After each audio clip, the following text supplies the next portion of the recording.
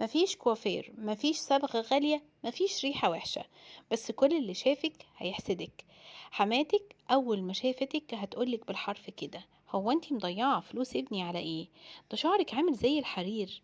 وسلفتك بقى واقفة مستنية تقوليلها اسم البراند اللي عملتي بيه الصبغة، بس الحقيقة ولا ماركة ولا كيماويات. هتدخلي المطبخ وبعد كده تطلعي منه شوية حاجات بسيطة، وهتعملي أقوى صبغة طبيعية باللون الأسود الغامق، اللي مش بس بيغطي الشيب، ده كمان بيرجع حيوية شعرك ولمعانه من أول استخدام. لون ثابت، ريحة حلوة، وشعر ناعم، وكل ده من وصفة واحدة ونتيجتها خرافة. عايزة تعرفي السر؟ كملي الفيديو للآخر وجربيها بنفسك، بس بلاش تلومي نفسك انك عرفتيها متأخر. تعالوا نبدأ في الطريقة وعلى مكوناتنا بسرعة. هنجيب بولة فاضية نظيفة، وهنجيب فيها فحم مطحون. هتجيبي قالب كده من الفحم وتطحنيه، ممكن تحطيه في كيس بلاستيك او في المطحنة، او وتقعدي تدقي عليه، او في الهون عندك، وبعدين فلتريه هيطلع منك احلى بودر.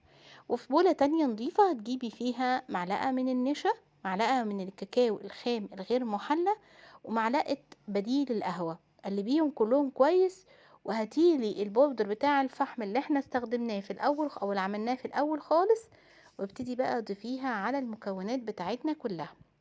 بقى عندك ميكس بودر كده، احتفظي بيه واعملي منه كميات كبيرة، وخليها واعتمديها في الصباغة بشكل دائم.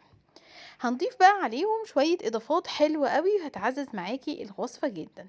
طبعا عشان نلم الدنيا دي كلها هنحتاج معلقة من حمام الكريم، اي نوع حمام كريم بس يكون بيطري الشعر.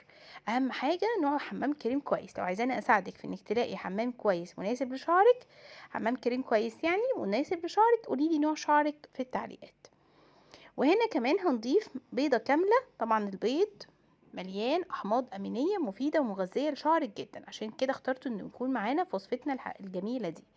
هنضيف كمان مثبت للون زي الخل، معلقه خل ابيض او خل التفاح، وحاجة كده تنضف معاكي الفروة زي الليمون، عصير نص ليمونة بس شيلي منها البذر طبعا.